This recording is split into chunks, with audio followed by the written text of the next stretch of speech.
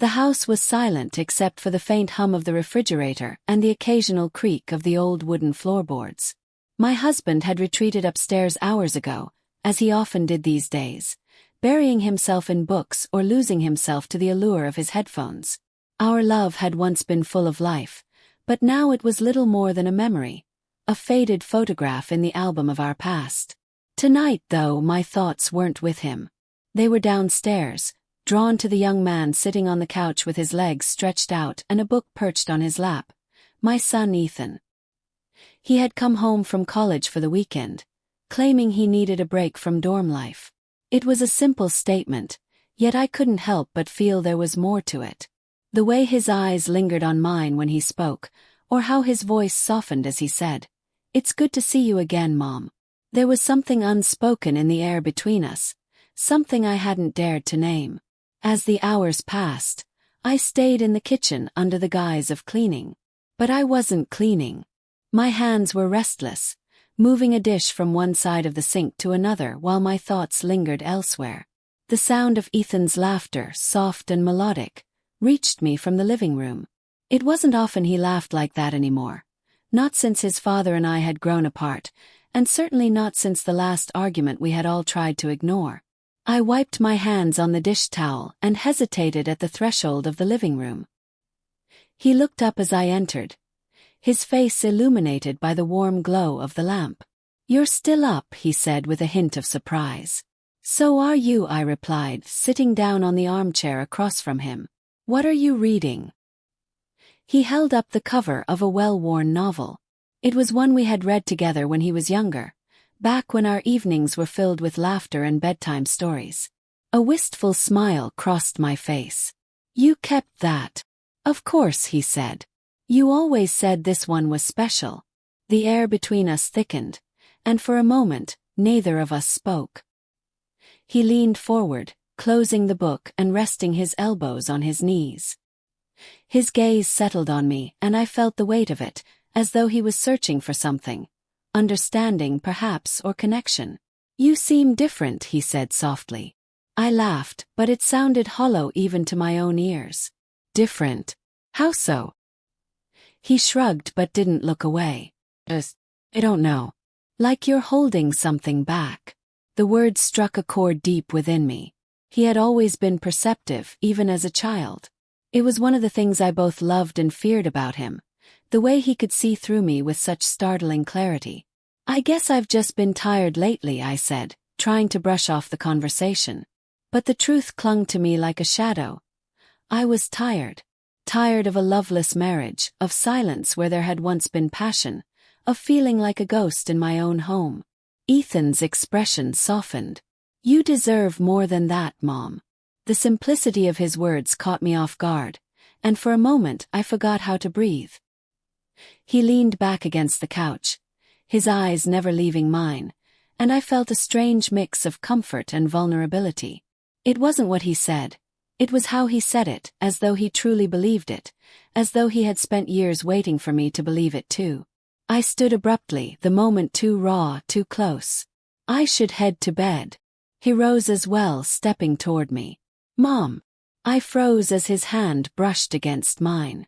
The contact was brief, fleeting, but it sent a shiver up my spine. I couldn't bring myself to move, to look at him, to acknowledge the storm building between us. "You don't have to do this alone," he said, his voice barely above a whisper. Something in me broke then, some fragile dam that had been holding back years of loneliness and longing. I stepped back, my heart pounding so loudly I was certain he could hear it. "Ethan, this isn't." But the words died in my throat as I saw the look in his eyes. It wasn't pity. It wasn't judgment. It was understanding, pure and unfiltered, and it left me feeling both exposed and comforted all at once. I turned and fled to the sanctuary of my bedroom, closing the door behind me as though it could keep out the truth. My heart raced as I pressed my back against the cool wood, tears pricking at the corners of my eyes. What was happening to us? To me. The next morning, the sunlight streamed through the curtains, warm and unyielding.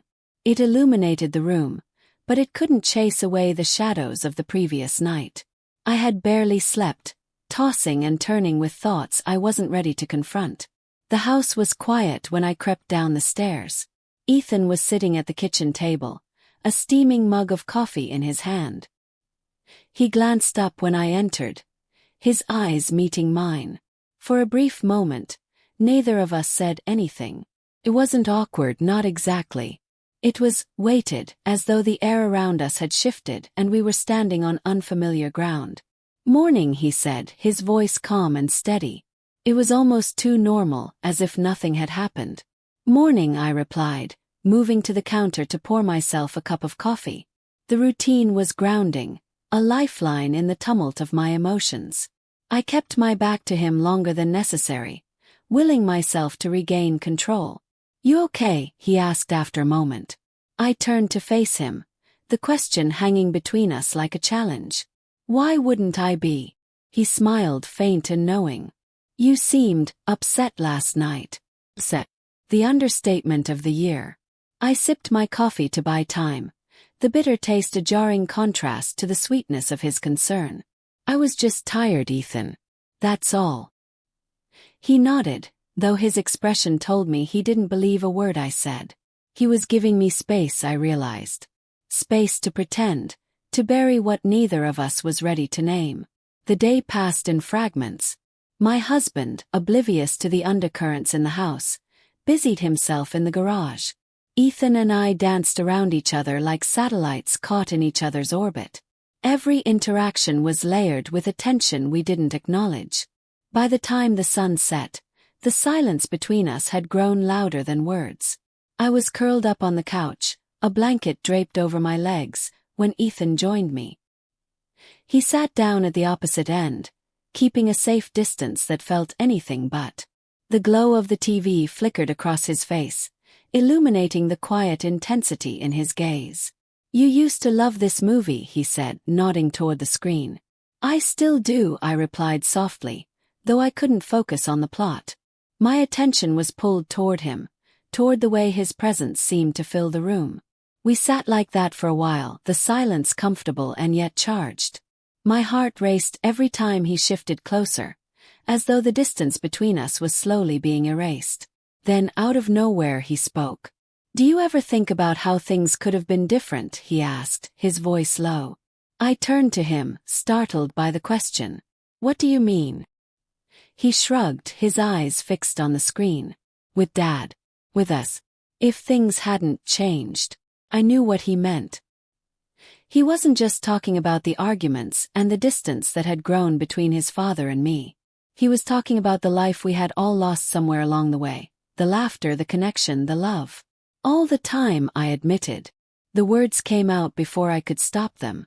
They felt dangerous, like an admission of something far deeper.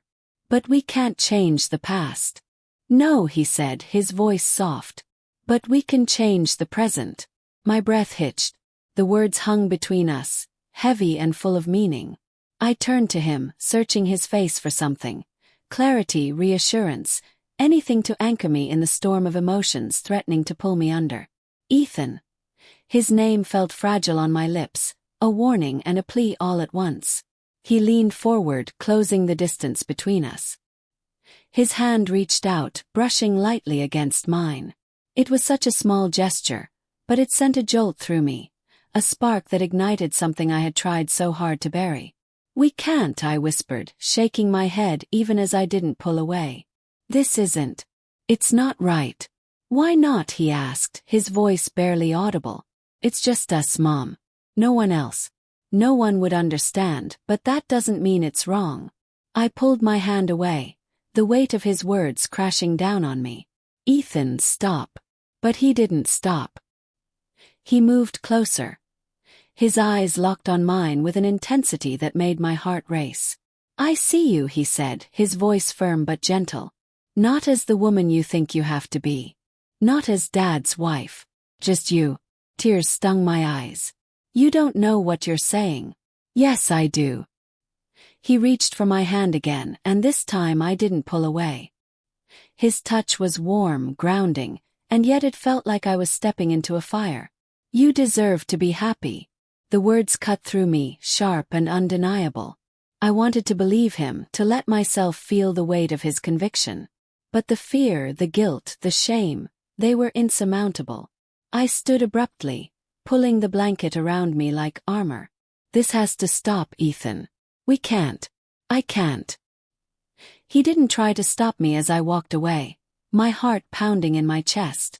But his words followed me, echoing in my mind long after I had locked myself in my room. You deserve to be happy. The words stayed with me, haunting me through the night. Sleep came in fractured moments, my mind replaying Ethan's expression, the sincerity in his voice, the way he said I deserved to be happy. It wasn't just the words, it was the way they made me feel, like I had been seen for the first time in years. The next morning was heavy with unspoken tension. My husband left early for work, as he often did on Saturdays. The moment the door closed behind him, the house fell silent. Ethan was in the kitchen, pouring himself a cup of coffee. He looked up as I entered, his gaze unreadable. "Morning," he said. "Morning." My voice sounded strained, even to me. I moved to the counter, grabbing a mug and pouring coffee for myself. The mundane act should have grounded me, but it didn't. The air felt thick, as though the house itself was holding its breath. "About last night," he began, but I held up a hand to stop him. "Then please. We don't need to talk about it." "Yes, we do." He set his cup down and turned to face me fully. "You're acting like it didn't happen, but it did. And I'm not going to pretend it didn't." I looked at him, my heart pounding. "Ethan, we can't. Whatever this is. It's not right." "Why?" he demanded, his voice rising slightly. "Because someone else decided it wasn't. Because society says it's wrong. That doesn't make it any less real." His words hit me like a wave, leaving me breathless. I wanted to argue, to tell him he was wrong, but the truth lodged itself in my throat. He wasn't wrong, not entirely. But that didn't make it okay. I turned away, gripping the edge of the counter as if it could keep me grounded. "It doesn't matter if it's real," I said finally. "It can't happen. You're my son." "I'm an adult," he countered. "I'm not a kid anymore, Mom. You know that." I closed my eyes, willing myself to stay calm. "Then please. Don't make this harder than it already is." For a moment there was silence. Then I felt him step closer, his presence warm and overwhelming. "I'm not trying to make it harder," he said softly. "I just want you to be honest with yourself. With me." I opened my eyes and turned to face him, my resolve wavering. "Honesty doesn't change the facts, Ethan." He searched my face, his expression raw and vulnerable. "Maybe not. But it changes how we move forward." The weight of his words settled over me, and for a moment I couldn't breathe. He was right. This wasn't something we could ignore or pretend away. It was there between us, whether we wanted it to be or not. But acknowledging it felt like stepping onto a path I wasn't ready to walk. I stepped back, needing distance. "I can't do this," I said, my voice trembling. "Please, Ethan. Just give me time." He didn't argue. He nodded, his expression resigned but understanding. "Okay," he said quietly. "I'll give you time. But I won't pretend this isn't real." I nodded, my throat too tight to respond. I left the kitchen, retreating to the safety of my room. But even there, I couldn't escape the storm raging inside me. His words echoed in my mind, relentless and undeniable. The rest of the day passed in a haze. I avoided Ethan as much as I could, throwing myself into chores and errands that didn't need doing. By evening I was exhausted, but the tension in the house hadn't lessened. That night, as I sat in the living room with a book I wasn't reading, Ethan appeared in the doorway. He hesitated for a moment before stepping inside, his movements cautious. "Can I sit?" he asked. I nodded, my heart racing as he settled into the chair across from me. For a long moment, neither of us spoke. The silence was heavy, but not uncomfortable. "I don't want to fight," he said finally. I want to understand." I set the book down, folding my hands in my lap. "Understand what?" "Why you're so afraid," he said. "What are you really scared of, Mom?" I looked at him, his question cutting deeper than I wanted to admit. "I'm scared of losing you," I said honestly. "Of ruining everything." "You won't lose me," he said firmly. "You couldn't even if you tried." His words were a comfort, but they didn't erase my fear. "Ethan, this isn't just about us. There's your father, our family, the way the world would see this." He leaned forward, his gaze intense. "The world doesn't have to know. This is about us, not anyone else." I shook my head, tears stinging my eyes. "It's not that simple." "Maybe it is," he said softly. "Maybe we're just making it harder than it has to be." His words hung in the air, and for a moment, I let myself imagine a world where he was right. A world where we could follow our hearts without consequence. But reality was never that kind. I stood, my hands trembling. "I need some air," I said, grabbing my coat and heading for the door. The cool night air hit me like a bomb, but it did little to quiet the storm inside me. I walked aimlessly, the sound of my footsteps on the pavement the only thing grounding me. I didn't know where I was going or what I was searching for, only that I needed to keep moving. When I finally returned, Ethan was waiting for me, his expression unreadable. "Are you okay?" he asked. "No," I admitted. "But I will be." He nodded, his eyes filled with an emotion I couldn't name. "I meant what I said, Mom. We'll wait. For as long as it takes." I didn't respond. Couldn't. Instead, I turned and climbed the stairs, the weight of his words following me like a shadow. The change was subtle at first, creeping into the spaces between us like a tide lapping at the shore. I couldn't pinpoint when it began, but somewhere in the days that followed, the tension that had hung over us softened into something else. Something quieter. Something intimate. It started with the little things.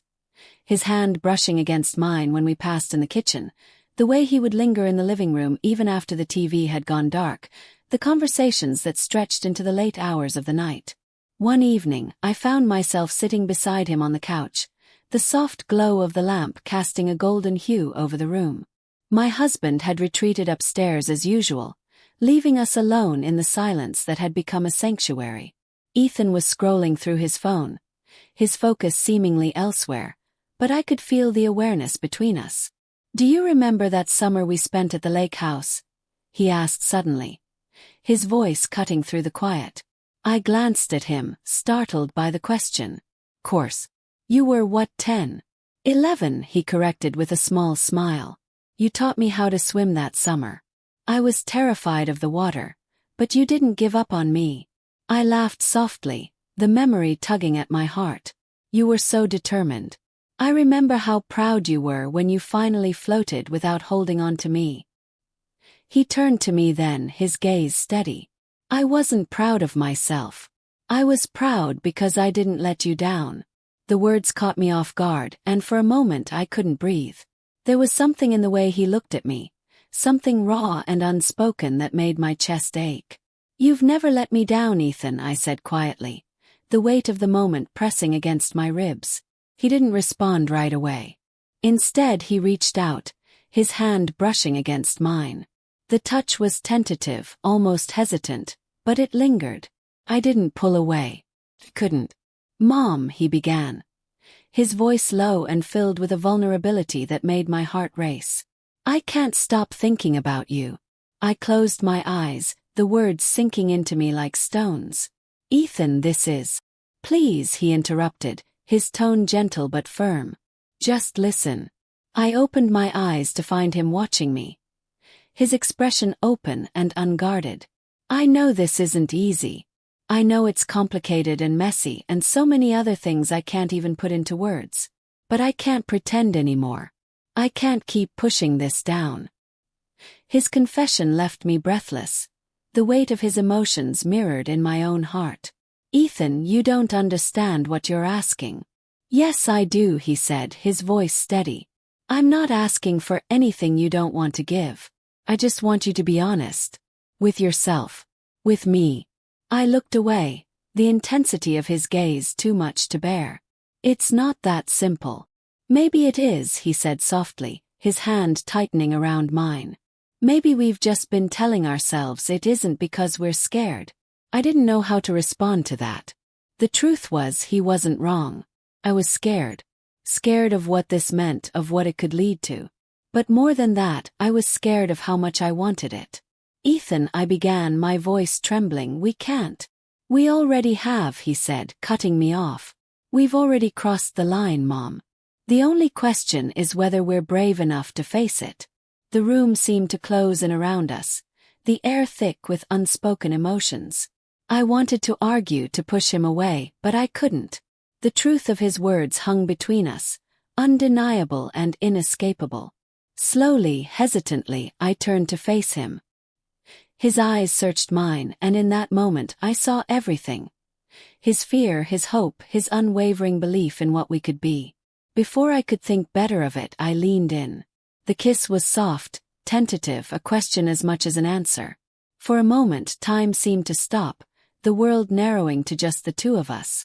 When we pulled apart, his eyes searched mine, as if looking for reassurance.